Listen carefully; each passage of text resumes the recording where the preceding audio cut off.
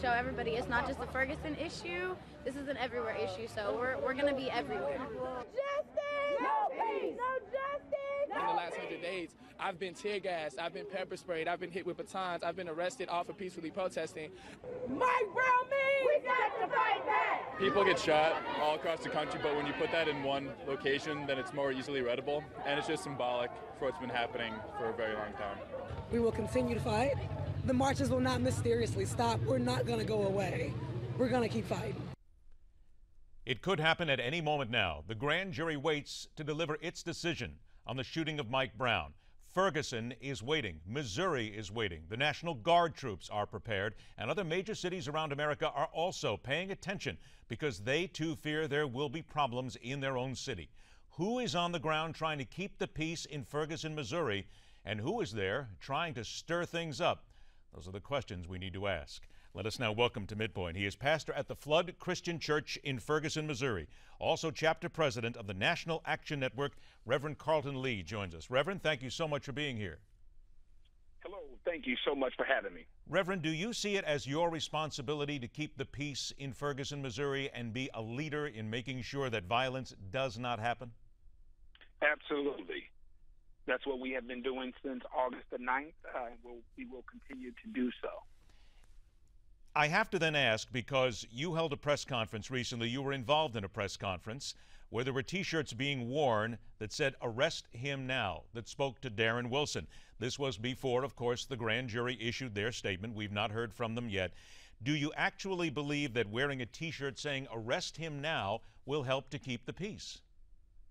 Well, actually, let me give you a little context in regards to that. I preached a sermon entitled "Arrest Him Now."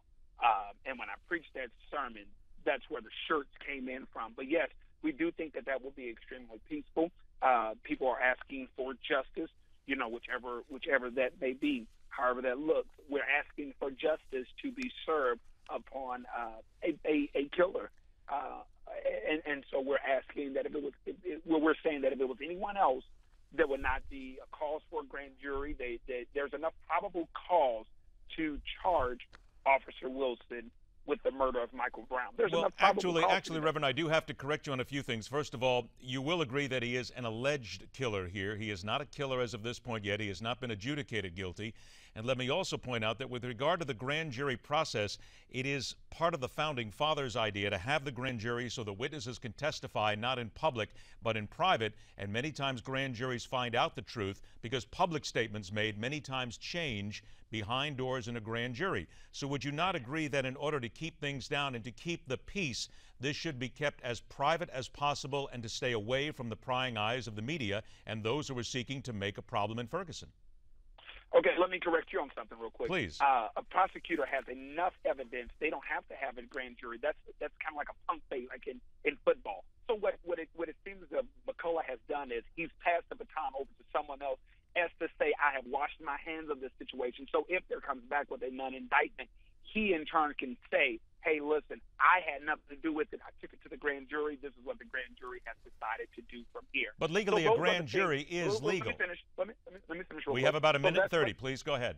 That's what the community is saying, and that's what we all feel as if if you look at his history, he's never indicted an officer that is involved in a murder of anybody. There was a situation that happened a few years back where McCullough had enough evidence to charge the officers. He did not charge them at all.